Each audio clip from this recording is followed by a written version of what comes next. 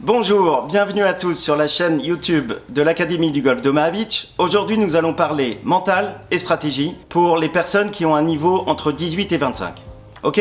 Let's go sur le parcours. Alors, pour situer le contexte, en fait, je suis ce qu'on appelle un bogey player, c'est-à-dire un joueur qui joue plus 1 sur chaque trou. Donc je suis handicap entre 18 et 20. Là, je suis sur le trou numéro 6 d'Omaha Beach.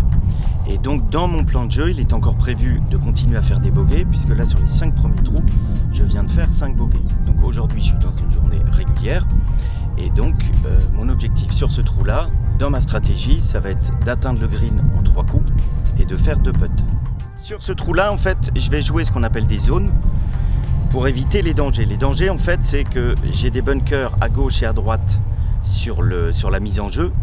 Et surtout, il y a la fameuse barrière de bunker qui rappelle le bunker du 6 juin 1944. Donc cette barrière de bunker, j'ai pas assez de distance pour la passer. Je vais devoir essayer de me mettre au milieu du fairway ici et ensuite de jouer la zone avant les bunkers. À partir de là, j'ai besoin de connaître mes distances. Donc ce que je veux dans un premier temps, c'est mettre la mise en jeu sur le fairway en évitant surtout le côté droit, puisque le côté gauche, je pense que je suis trop court pour l'atteindre. Et ensuite, je vais jouer devant les bunkers pour ensuite jouer le 3e coup sur le green. Donc pour expliquer encore mieux la stratégie sur ce trou, c'est qu'en fonction de mes capacités et par rapport à ma distance, moi je ne peux pas dépasser ces bunkers là. Donc je vais jouer devant ici. Et comme le bunker de gauche est à 196 mètres, je ne peux pas l'atteindre. Donc mon axe, lui, sera légèrement à gauche du centre du fairway. Si j'étais plus puissant, si j'avais une portée de balle de 215 mètres, et bien dans ce cas-là, je pourrais me permettre de passer la barrière de bunker de droite, donc ce qui me laisserait un coup beaucoup plus court et donc je pourrais l'atteindre en 2. Malheureusement, moi avec ma faible puissance, je ne peux pas le faire, donc je vais me mettre court à gauche ici, ensuite je vais jouer la zone devant la barrière de bunker, et ensuite en 3 sur le green, faire mes 2 putts, passer au trou suivant, j'aurai atteint mon objectif. Ok, donc là j'ai calculé, j'ai une distance pour atteindre la zone avant les bunkers qui ne doit pas dépasser 120 mètres. Donc pour ça, je vais utiliser un fer 7 parce que je sais qu'un fer 7, je ne vais pas dépasser les 120 mètres.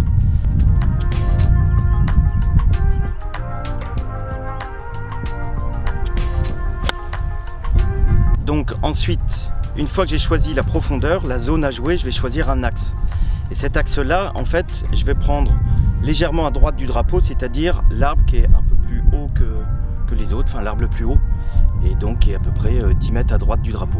Poser mon coup de fer 7 devant les bunkers, et maintenant ce qui m'intéresse, c'est de mettre mon coup de wedge le plus près possible du drapeau, pour éviter une zone à 3 putts. Donc dans ces cas-là, moi il faut que je me mette à moins de 6-8 mètres du trou.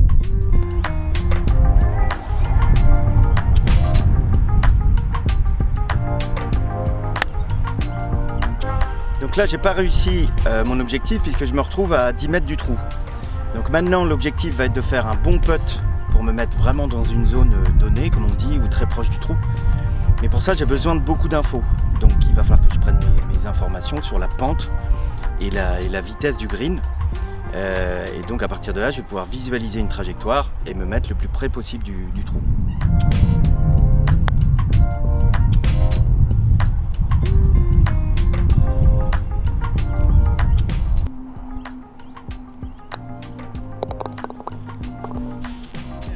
Donc là je suis content, j'ai réussi mon objectif en me mettant la balle dans 5 coups dans le trou, donc ce qui me fait bogey sur ce par 4. Et donc maintenant en fait il faut que je fasse continuellement la même chose sur chaque trou. Je suis content aussi sur ce trou là, c'est qu'en fait j'ai réussi à le faire vraiment dans mon plan de jeu. J'ai pas pris de risque, j'ai pris des axes et des profondeurs de coups qui sont très tolérantes. Donc voilà comment je construis mon score aussi. Donc pour continuer sur la stratégie, on va retrouver toujours nos problèmes d'axe et de profondeur, mais là on est sur un trou en dogleg droite. Donc ça veut dire que le trou tourne à droite. Donc soit j'imprime un effet qui va aller dans le sens de mon trou, et dans ce cas-là je peux envoyer ma balle plus loin. Mais si je ne sais pas faire cet effet, eh ben, ce que je peux faire c'est contourner cette difficulté du trou en jouant sur la profondeur du coup. C'est-à-dire au lieu de prendre mon driver, de le taper fort en fade comme ceci, Si je ne sais pas faire de fade, et ben dans ce cas-là, je vais continuer à jouer ma technique à moi, c'est-à-dire ce que je sais faire. Je ne vais surtout pas faire quelque chose que je ne sais pas faire. Ça vaut rien en compétition. Et donc, je vais prendre un club moins puissant, genre un bois 5, et je vais aller à jouer avec mon draw habituel. Mais par contre, il ne faut surtout pas que j'aille en face dans les arbres. Donc pour ça, c'est pour ça que j'utilise mon club moins puissant. Comme ça, ma profondeur de balle sera moins longue.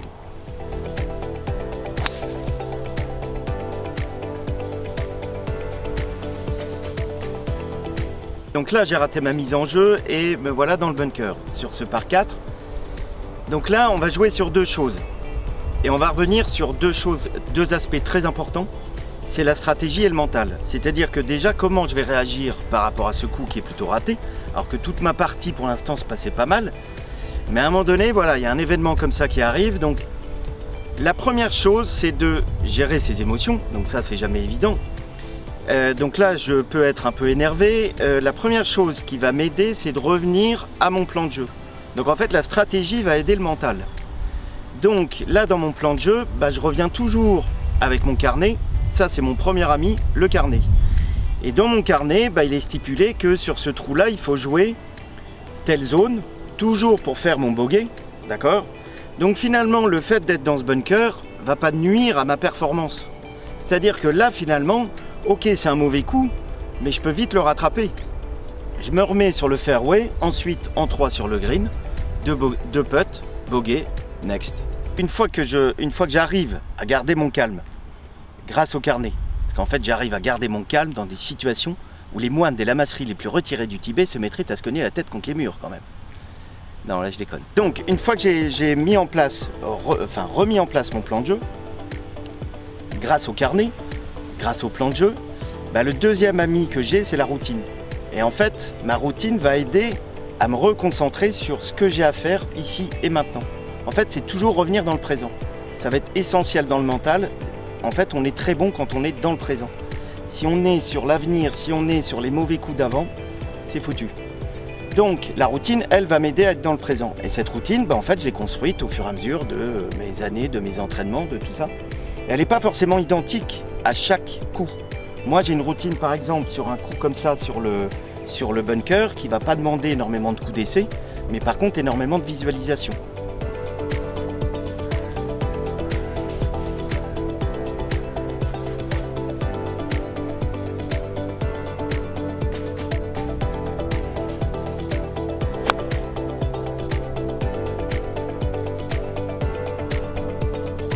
En fait, tu vois la situation là, c'est-à-dire que là, tu es vite.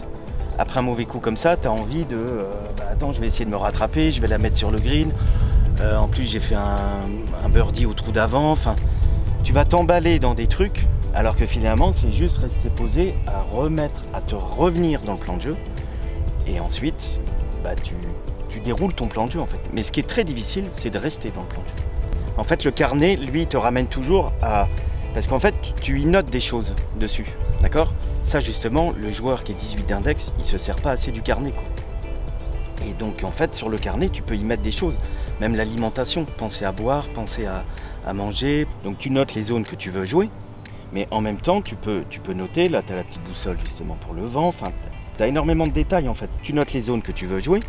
Mais ensuite, tu peux très bien mettre que sur ce trou-là, tu as prévu de le jouer en bogey. Ou sur ce trou-là, tu as prévu de le jouer, mais même un 18 d'index, il peut se permettre de mettre des trous en double bogey. C'est un trou qu'il n'aime pas, où il y a beaucoup de vent de face aujourd'hui, il va le jouer en double bogey. C'est pas gênant. Et puis il y a d'autres trous, il va se rattraper, des par 3 plus faciles, où il pourra le jouer en par. Mais en fait, le carnet va t'aider toujours à revenir sur qu'est-ce que tu as à faire ici et maintenant, sur ce trou-là. En fait, c'est d'aller au plus simple. C'est de revenir sur ce coup-là, qu'est-ce que je suis capable de faire en fonction de mes capacités, d'accord? Donc là, par exemple, j'ai un bunker à passer, est-ce que je prends de la marge derrière, d'accord? Ou quitte à être un petit peu trop loin et donc de faire 2 putts derrière. Et si je fais ça, je suis encore dans mon plan de jeu, en fait, puisque je suis toujours dans le bogey. Mais pour l'instant, je ne suis pas complètement insatisfait du coup que je viens de faire, d'accord? Donc finalement, là, je ne suis pas dans un état d'énervement. Si par contre, j'arrive dans des états d'énervement un peu plus importants, ça arrive, d'accord? Dans ce cas-là, il y a un très bon moyen pour arriver à réguler un peu plus ça, c'est la respiration. mais qui ça va demander des techniques et donc d'apprentissage de techniques. Donc ça demande un travail en amont.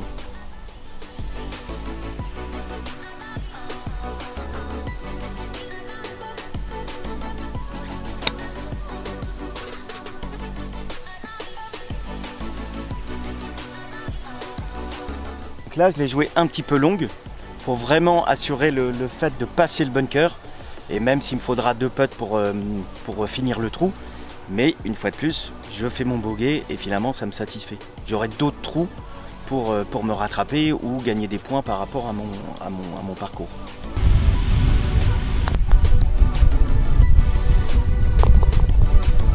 Ouais, donc là en fait, je viens de faire mon par, donc c'est là où voilà, je suis content, c'était pas prévu, je prévoyais plutôt un bogey. Donc génial, donc là j'ai plutôt des émotions positives. Mais à un moment donné, ces émotions positives peuvent être aussi négatives, enfin m'apporter des choses négatives. Donc à un moment donné, c'est là où je dis tout le temps à mes élèves, soyez vous-même. C'est-à-dire que si vous avez besoin de célébrer, si vous avez besoin de crier, si vous avez besoin, faites-le, d'accord? On est là avant tout pour jouer.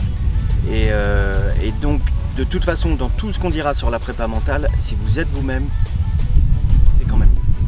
Donc en fait, si j'ai besoin de m'exprimer, je m'exprime. Si j'ai pas besoin, peu importe. Par contre, ce qui va être important, c'est quand je vais être au départ d'après, quand je vais revenir au départ d'après, il faut que je me remette dans le présent. Plus que je pense à l'exploit que je viens de réaliser, parce que c'était quand même un exploit, faut quand même le dire. Donc c'est là où, sur le départ d'après, je reviens sur mon carnet, qu'est-ce que j'ai à faire, et ainsi de suite. Je reviens sur mon plan de jeu, et voilà, et je déroule toute ma partie comme ça. Là où je prends mon scénario de jouer mon bois 5, comme j'ai fait au trou numéro 10, à me mettre devant la haie qui est à droite, d'accord, et à droite des bunkers, ou alors j'ai le choix, je peux jouer par-dessus les arbres, avec mon driver. Et là en fait, vu ce qui vient de se passer, j'ai envie de jouer mon driver, je le sens bien. Donc j'y vais.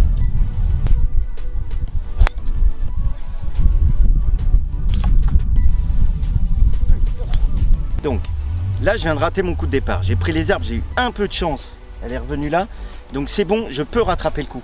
Là je vais essayer de passer là au ras des arbres et comme ça je peux me retrouver sur le fairway là-bas. Ça va être bon. Donc là ça fait 2 coups qui me foutent mal, mais je peux encore le rattraper, je suis sûr. Là je peux passer. Et merde! Donc là ça commence à me saouler, ça fait 3 coups de merde, et je vais me rattraper. Putain. Voilà.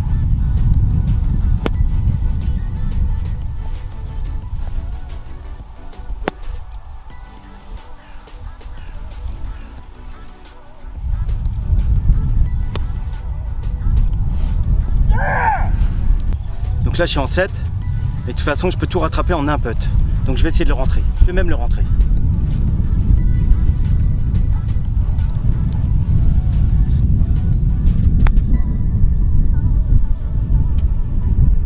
Et en plus j'ai pas de peau.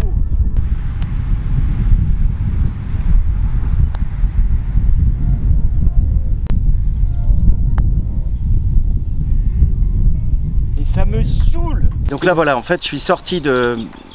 Je fais un très mauvais trou et en fait tout simplement parce que j'ai fait ces 2 erreurs là, c'est-à-dire que je suis sorti de mon plan de jeu et derrière j'ai pas fait ma routine sur chaque coup.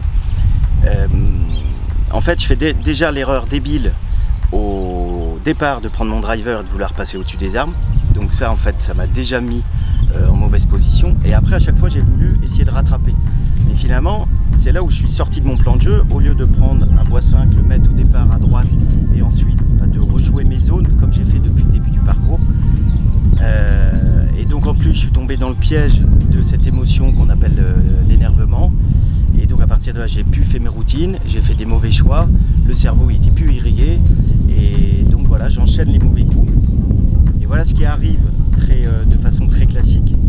Et la pire des choses, c'est de pouvoir encore rattraper ça sur le trou d'après, parce que là je vais encore enchaîner un mauvais trou. Donc là l'idée c'est une fois de plus se reposer, reprendre le plan de jeu, reprendre sa routine, et à partir de là je recommence à dérouler mon jeu malgré cet événement qui s'est passé sur un parcours. Mais en fait il il est assez classique, même chez les très bons joueurs, il y a un mauvais trou par moment. Sauf certains cas voilà, où c'est la journée fantastique, mais sinon on se retrouve souvent avec des galères à passer, quoi. Oui, j'aurais pu l'éviter. Déjà au deuxième coup. Bon, le premier coup, ok, je sors du plan de jeu, je joue pas ma zone. Mais déjà au deuxième coup, je dois me dire, ok, allez, je replace la balle, c'est pas grave, au pire, je peux peut-être m'en sortir avec un double bogey. Mais là, en fait, j'ai continué mes erreurs, et c'est là où ça m'amène à un trou catastrophe. Tout simplement, quel est mon plan de jeu, et ensuite, surtout, recaler bien ma routine avant chaque coup.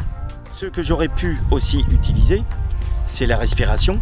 C'est-à-dire qu'à un moment donné, c'est respirer, prendre du recul sur les choses et par des techniques de relaxation, enfin de relâchement en fait sur la respiration, là j'aurais pu retrouver un peu plus de sérénité et surtout de lucidité, parce que là ce qui m'a manqué c'est la lucidité en fait, durant le trou. En fait, ce qui est important à comprendre dans la performance sportive, c'est que finalement tu as des facteurs sur cette performance, que sont les classiques dans tous les sports, hein, stratégie, technique, mentale et physique. Après, quelle est la part d'importance de ces facteurs de perte dans le golf? Donc, comme on disait, on imagine que l'haltérophile, il n'a pas le même besoin en physique qu'en stratégie, même s'il doit avoir de la stratégie. En fait, en golf, quand on a posé la question à tous les meilleurs coachs du monde, ils mettent 10% en physique, 25% d'importance en technique, 30% en mental, 35% en stratégie. Donc en fait, ces pourcentages-là montrent que finalement, par rapport à ça, le golfeur moyen, lui, va passer quasiment 90% de son temps sur la technique, alors que ce n'est que 25% de la performance. Donc c'est là où la stratégie et le mental vont être très importants, comme on va le voir, comme on le voit avec le carnet de parcours, la routine. Et après, il y a des habiletés à voir, c'est-à-dire que quand on prend la technique, on a les 5 secteurs de jeu, donc le driving, les attaques de green, le wedging, le chipping et le putting.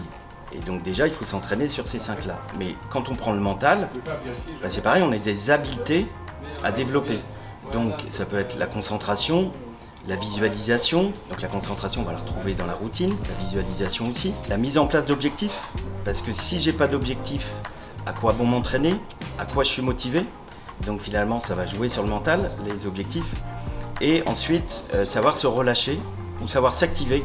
Mais bon, on retrouve assez peu ça chez le golfeur moyen, mais il faut savoir se relâcher, s'activer. Et donc ça, la respiration peut aider. Donc après, il faut apprendre des techniques de respiration qui vont aider à se relâcher ou s'activer. Et tout ça va aider en fait à la performance. Merci à tous d'avoir regardé cette vidéo. N'oubliez pas de liker, partager, commenter. On se retrouve à très vite pour une prochaine vidéo. Et surtout, on fait les clowns mais on joue bien au golf.